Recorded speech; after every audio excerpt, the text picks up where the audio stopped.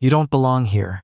This floor is for members only. Got what? I have a reservation. No, you don't. I checked. God, she didn't check. She never checked. She just looked at the way Reyna was dressed and decided the answer before the question was finished.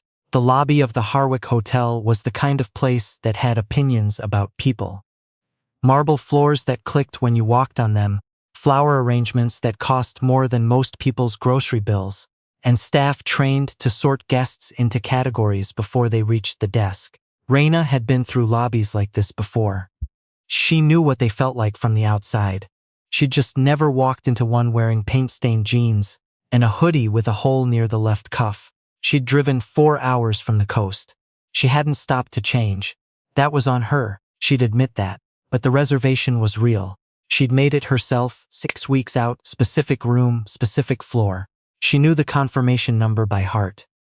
The woman at the front desk, her name tag said Claudette, gold letters on black, looked at Reyna the way people look at something they're deciding whether to touch. Her eyes moved from the hoodie to the tote bag to the sneakers, and somewhere in that inventory, she'd already made up her mind. Ma'am, the Premier Club floor requires a validated membership or a corporate booking through our concierge partners. Her voice was polished smooth. I'm not seeing anything under your name, Reyna Holt, Reyna said again. Holt, you may have it under the company name. Try Holt Design Group. Claudette typed with 2 fingers. Looked at the screen, looked back. I'm not finding it. Can you try the direct booking line? I spoke to someone named Patrick. Patrick isn't available. The pause after that sentence was doing a lot of work. I can offer you something on the 3rd floor. Standard room. I think you'll be more comfortable there. More comfortable. 2 words. Reyna heard the sentence inside the sentence. She didn't raise her voice. She stood at the desk and looked at Claudette and said, I'd like to speak with a manager.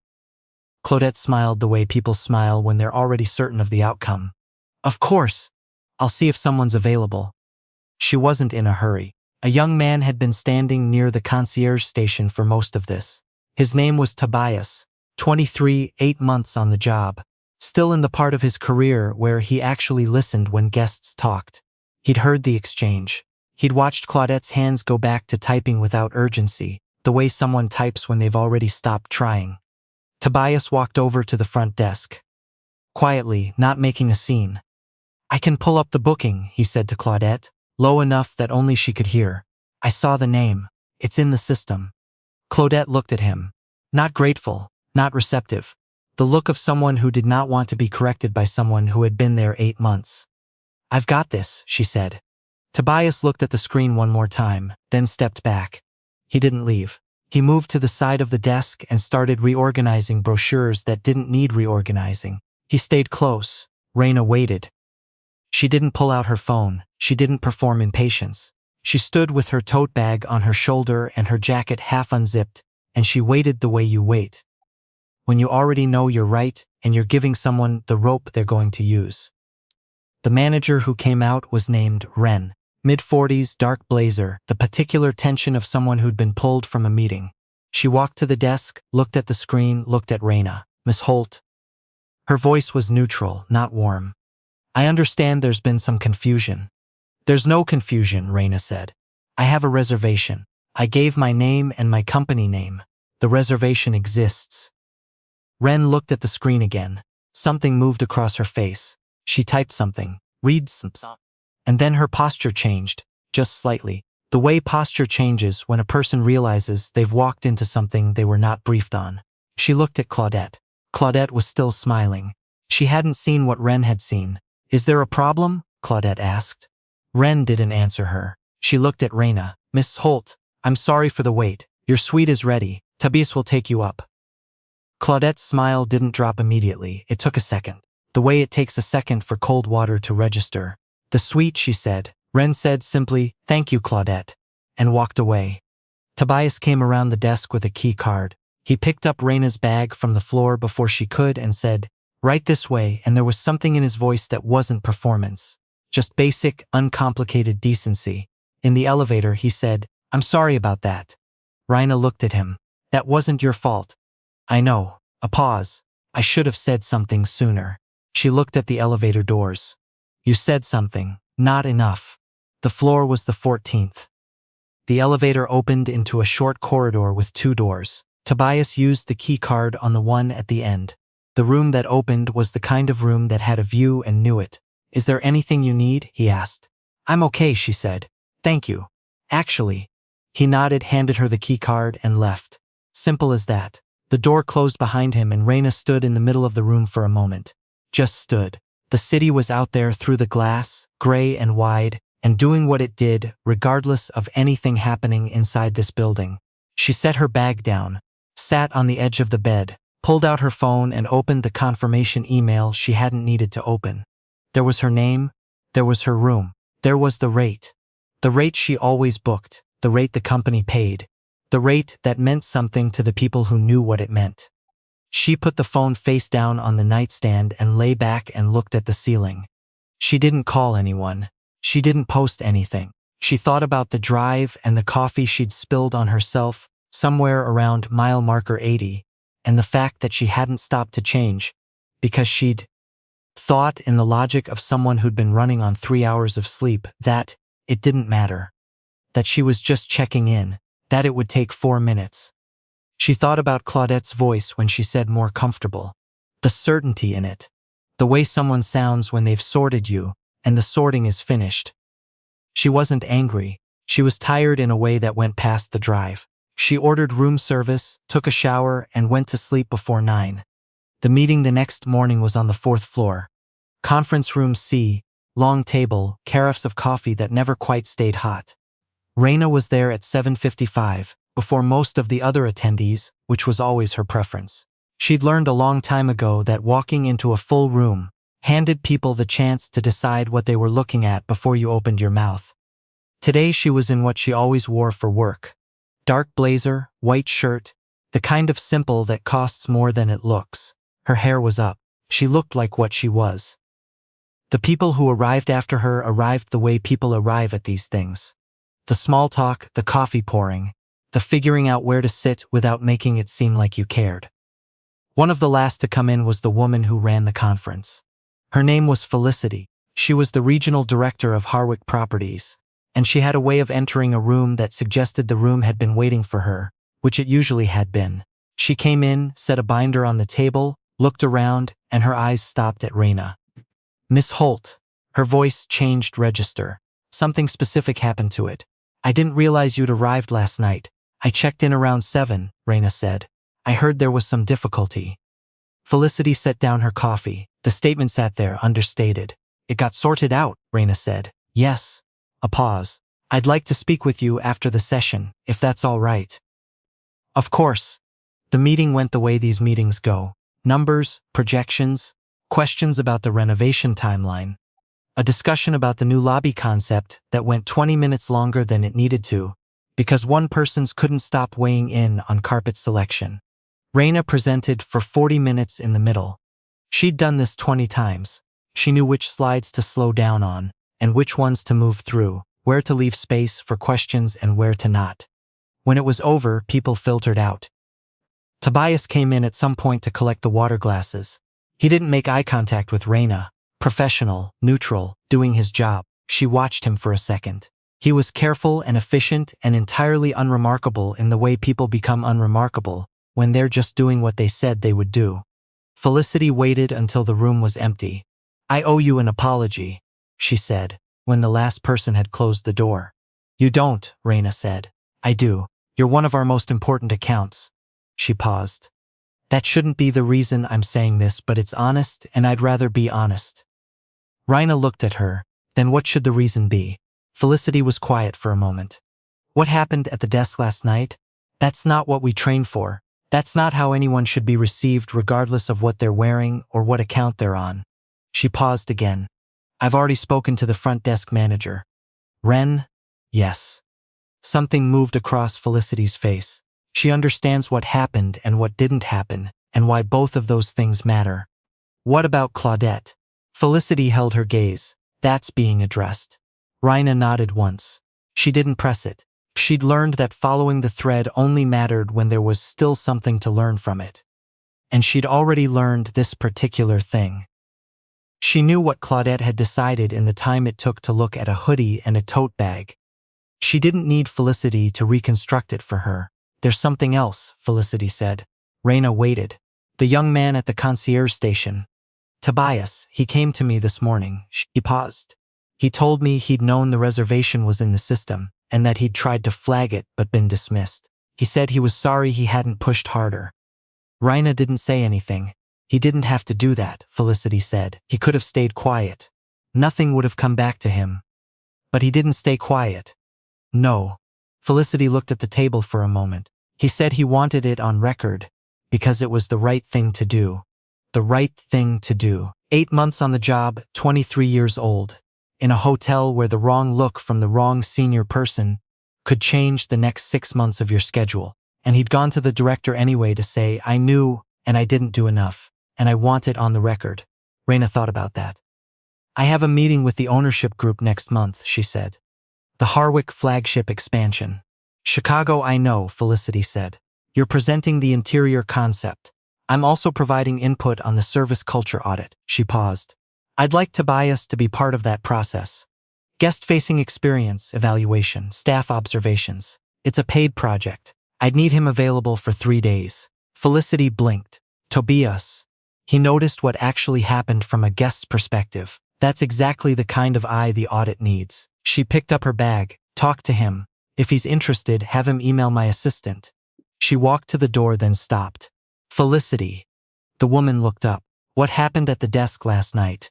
The part about being more comfortable on the 3rd floor. She paused. Not for effect, just finding the right way to say the true thing. I've been in rooms where people said things like that to me my whole career. It doesn't get smaller, it just gets older. A beat. What I actually needed in that moment wasn't a manager or a key card. I needed someone to say that it wasn't right while I was still standing there. She opened the door. Tobias did that, she said. In his own way. That's not nothing. She left. The corridor was quiet. The elevator arrived quickly. She took it down to the lobby, crossed the marble floor that clicked with each step, and walked through the front doors into the morning. Claudette was at the desk when she crossed the lobby. She looked up, saw Reyna. Something happened in her face, the particular recalibration of someone who now understood what they'd been looking at the night before, and was processing the gap between that understanding and what they'd done with the original version. Reyna didn't stop. Not out of coldness, just because there was nothing there to say that hadn't already been said in every possible way by what had happened in the 48 hours since. She walked to the car and put her bag in the back, and sat in the driver's seat for a minute before she started it. She thought about something her father had told her once, when she was maybe 12, when she'd come home, upset, from somewhere she didn't remember anymore, about something someone had decided about her before they knew her. He'd sat on the edge of her bed and said, "The ones who sort you before they know you always get it wrong. Always. That's not about you. That's about the limits of their imagination." She hadn't understood it fully at 12. She was beginning to understand it now. She started the car. 3 weeks later, Tobias flew to Chicago. He'd never been. He'd looked it up the night before. The Riverwalk, the architecture, the lake that everyone said looked like an ocean if you stood in the right place. He brought a notebook because he wasn't sure what else to bring, and he took notes all day because that was who he was.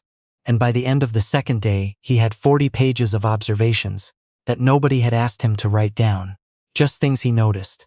The way staff in the atrium made eye contact, or didn't. The way the ambient lighting in the second-floor lounge made guests either relax or go quiet.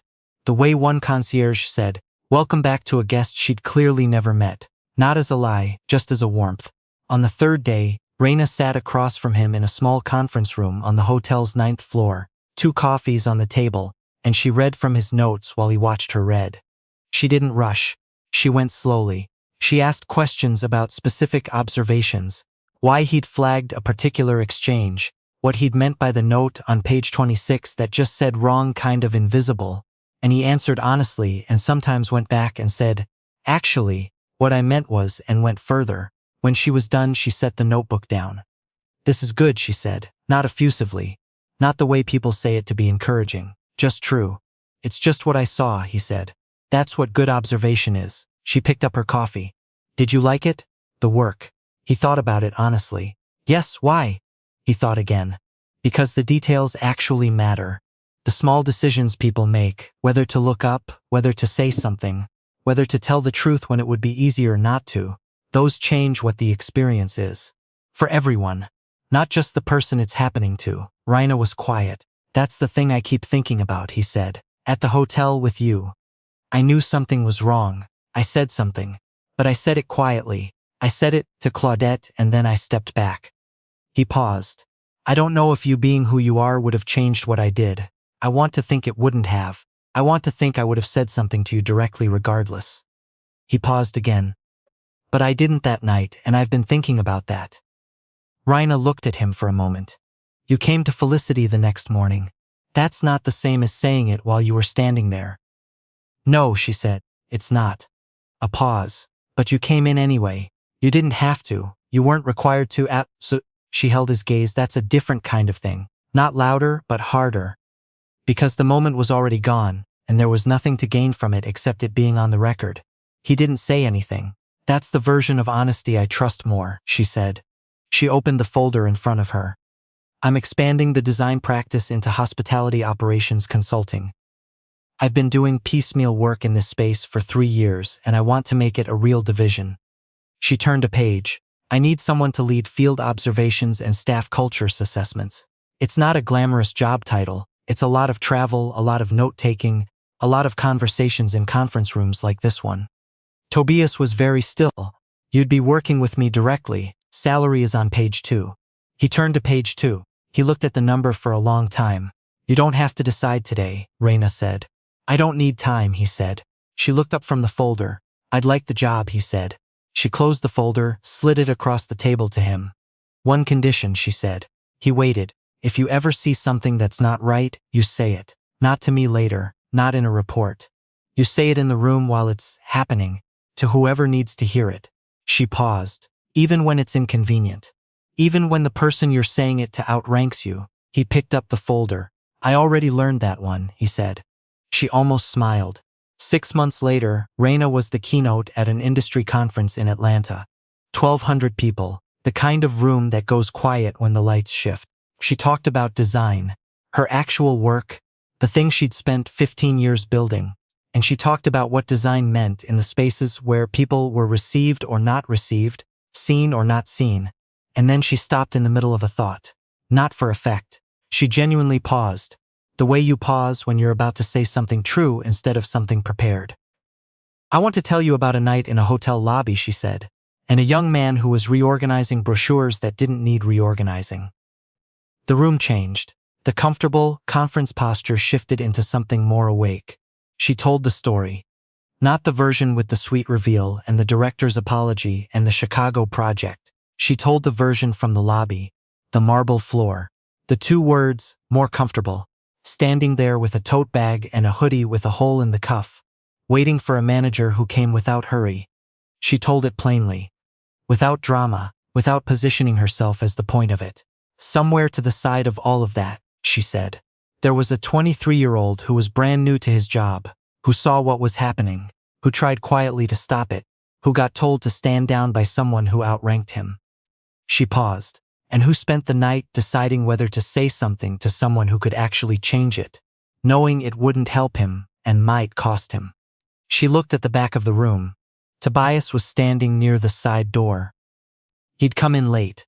He had a notebook in his hand, which she expected, and then he went ahead and said it anyway, she said. The room held very still for a moment. Then someone started clapping, and it moved through the room the way those things move when they're real. Not instant, not performative, just a wave of people recognizing something true. Tobias didn't move. He stood at the side of the room and held his notebook and looked at the floor the way he did when he was absorbing something and not speak yet. Later, outside, she found him on a bench near the front of the building. The conference was still audible through the lobby doors. He was writing in the notebook. She sat down next to him. You didn't have to do that, he said. I know. He looked up. Was it useful? For the presentation? She looked at him. It wasn't for the presentation. He looked back at his notebook. You said something true in that room, she said. About what happens to the details. about how the small decisions change the shape of everything. She paused. I've been saying a version of that for 15 years, and I never got it as clean as you got it. He was quiet. You're going to be very good at this work, she said. I'm already good at it, he said, without arrogance, just accurate. She almost laughed. Yes. They sat for a moment.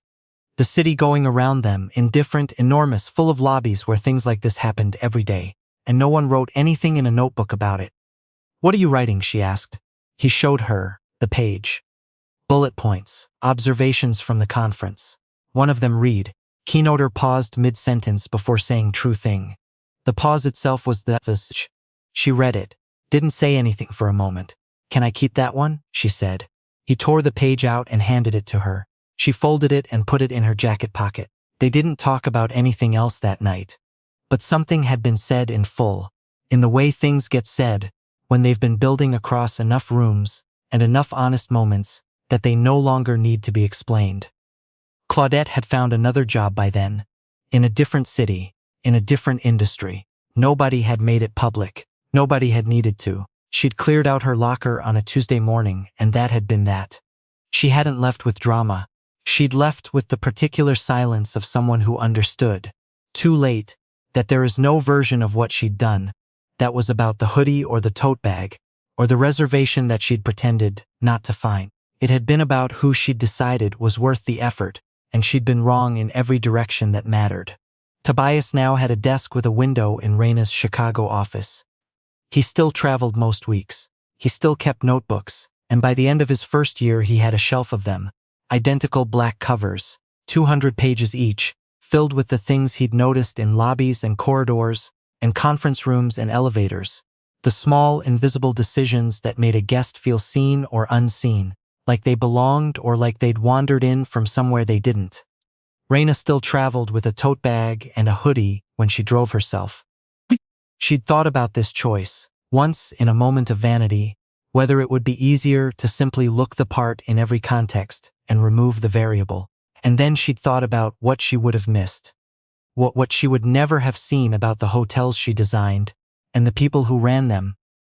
If she'd always walked in looking like she owned the place, she kept the tote bag, she kept the hoodie, and she kept the page from Tobias's notebook in the inside pocket of the blazer she wore to every presentation, folded small, slightly worn at the crease now from being opened and closed.